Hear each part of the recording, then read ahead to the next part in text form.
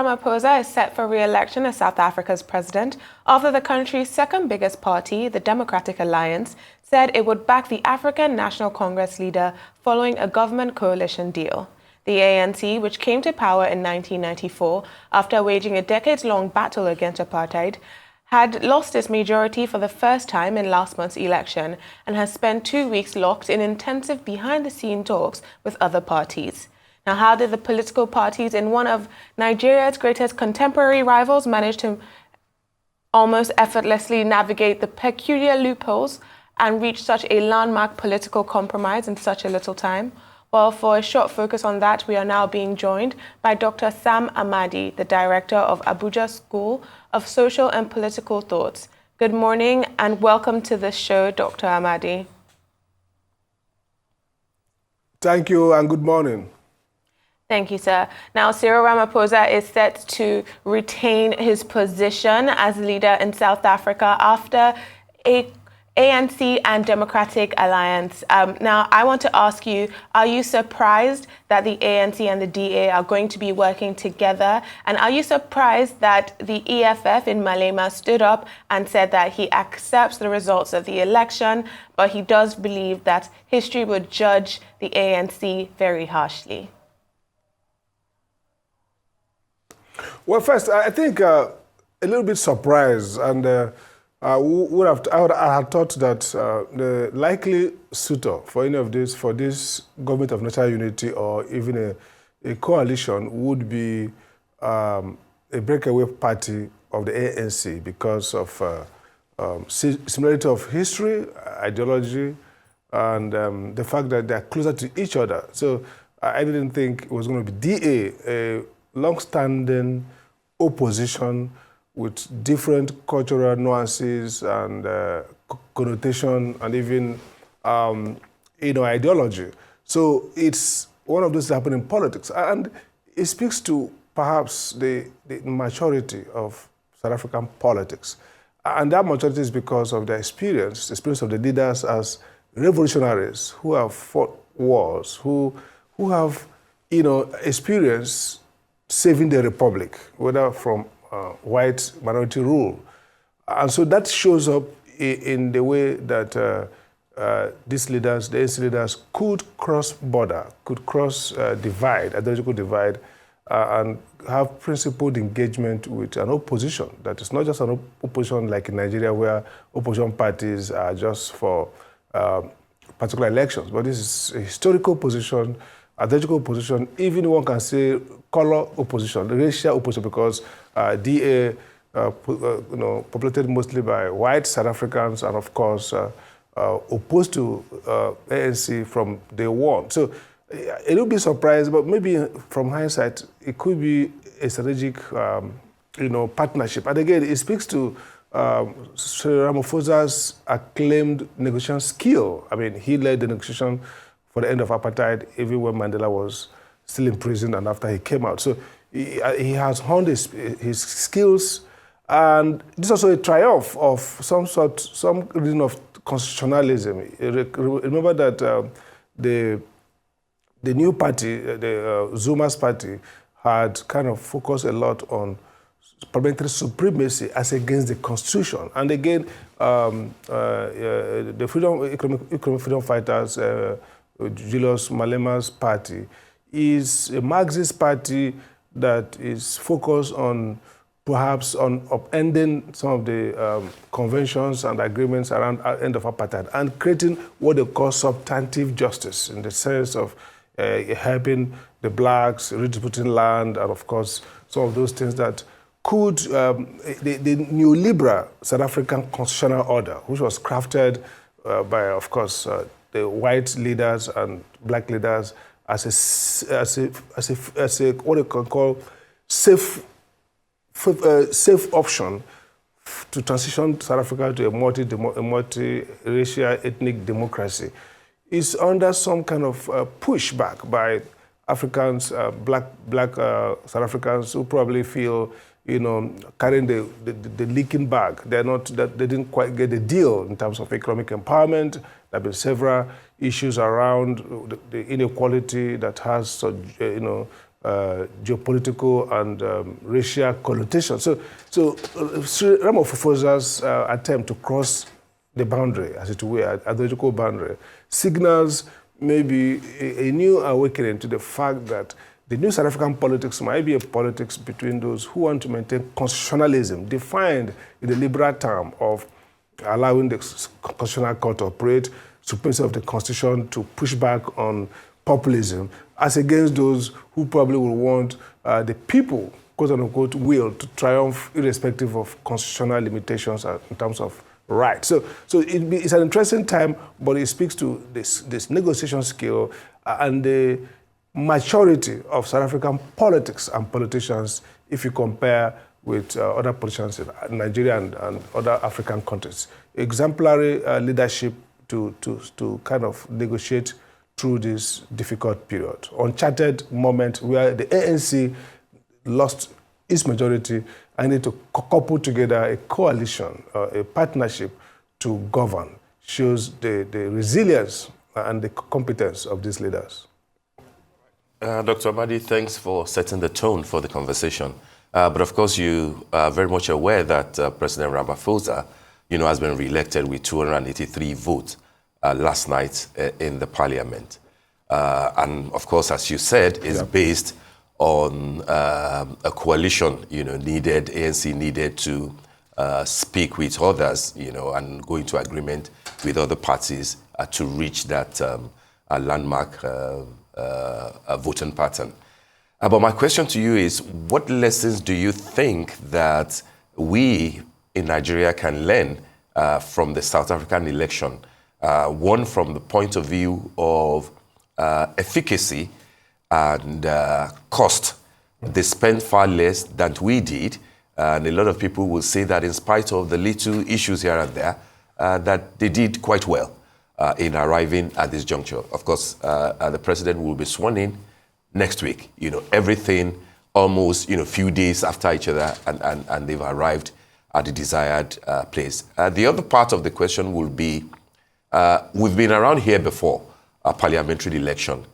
This is also a time that a number of people are now canvassing for a return to parliamentary democracy, even in Nigeria's parliament, because of the cost implications and because they think that it probably might be a lot more effective. What are your thoughts, given the fact that, 30 years after ANC's, dominance, now they are going into, coalition, they've gone into coalition, it is democracy in action. Can Nigeria pick one or two lessons from what has happened? Absolutely, absolutely. First is that, look, the first lesson is maybe this is the time now to, slash INEC. I mean, if you look at every election, INEC's budget balloons. I think the last one is upward of 400 billion. And the outputs, diminish in terms of quality. So we can argue that apart from 2015, where we had some, maybe a fair election, since 1999, it has been from one, poor election to another. And then the cost keep increasing. So I have, even before now, reasoned that, look, you didn't need to give all those money. Take, for example, the cost of the IRF, that even INEC, flagrantly says it's not binding for us to do that, and they didn't do it. So what's the point of using about 200-something billion as reported to go and get a device, a technology that you wouldn't use? So I think that the National Assembly and other institutions maybe could be cited for negligence, for funding operations. I mean, INEC creates the impression, last minute INEC will come and tell you, look, we don't have enough money. We need extra supplementary budget of 200-something billion. And because elections are fixed in the calendar, they create for you a fait accompli. You just have to give it the money. So South Africa has taught us a lesson. Credible election, forget there are hitches, but again, there's no real quarrel around anybody talking about mutated results or saying, oh, 3 different result sheets, one cancelled and rewritten, like we have in the elections in Port Harcourt, everywhere. So that's a lesson that we can actually do more, better with less, and that's where we should go. So I would like to see the next electoral cycle that INEC budget is at least even halved, cut down on the budget. The second thing, you see that real-time, results, people already knew ANC had lost its majority, couldn't get a majority, largely because of Zuma's party. If you combine two of them, the two results from ANC's 40% and Zuma's, you see that they will come back to almost the same thing that they had. So again, it was Zuma factor that caused that shift. Everybody knew that ANC wouldn't, maintain its dominance. Now, it speaks to the fact that elections are almost predictable. When a government in power fails in terms of delivering its promise, you expect that they be voted out. In the rest of Africa, incumbents manage to stay in power. Even when they fail the governance index, they fail. And once you're in power, you're actually vulnerable. The opposition party is better because they have not governed. But once you're in power for 4 years or 5 years and you didn't deliver, you will likely be voted out. And so that's one lesson we saw, that because of disenchantment, people are not happy. A party that was put together in less than a year was able to take away vital votes from ANC, and nobody went back to couple those votes back and sex up the numbers. ANC had to admit that, look, we got bruised.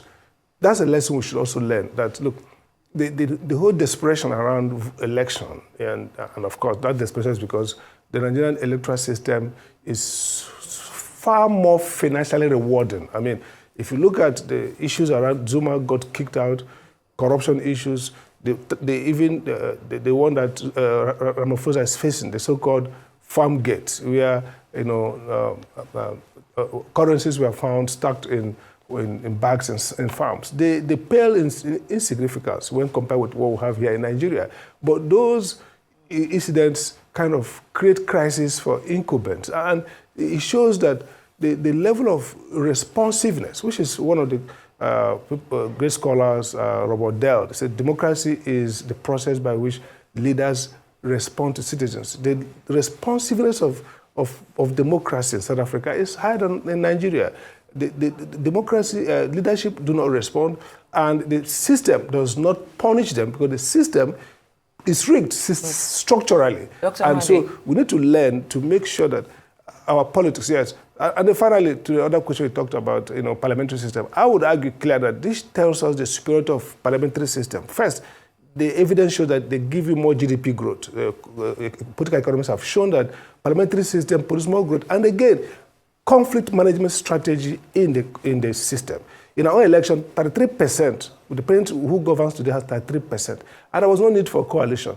But 40% insufficient to go into governance. So you look for government of national unity or a coalition. So I think that we need to learn to benchmark ruling percentage 50 plus, so that Dr. if you Amadi, score less, you'll be forced to seek for collaboration. Yes, go ahead. Yes, yeah. I would like to come in here because we're almost out of time. If you could very briefly, let's just talk about the policy conflicts and how they would affect decision-making in the future of Cyril Ramaphosa's administration.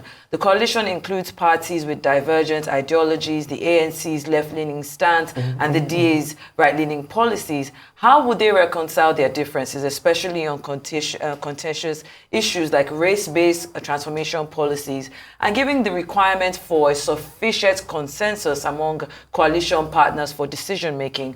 Do you see, or what challenges do you foresee regarding governance and policy implementation in this administration? Very briefly. It will be very difficult. I mean, consider that there's also a party with 2% that is for colored people, talking about death penalty, the party talking about deportation of migrants. So I think it's going to be difficult squaring the circle here. And that's the cost of this coalition, that policy incoherence will grow. And there might be crisis going forward. Learning from experience of Israel and other places where you couple up various people, it might be that this government might be short-termed, might be full of conflict. But going forward, what we're going to happen is that we're going to see Zuma and Malema grow in stature as the government perhaps could not deliver because of incoherence. Then you might see South Africa back to two, clear-cut opposition of those who want to bring real democracy, Marxist, people-based, and those who will stick with liberal institutional democracy. So South Africa is not yet out of the wood. This is just, if you like, a band-aid. The conflict in terms of governance, in terms of policy, will continue. But hopefully, Cyril and the ANC leaders will have a way to mutate or moderate the extremities of these ideological conflicts. Thank you so much, Dr. Sam Amadi. Your analysis is always appreciated here on The Morning Show.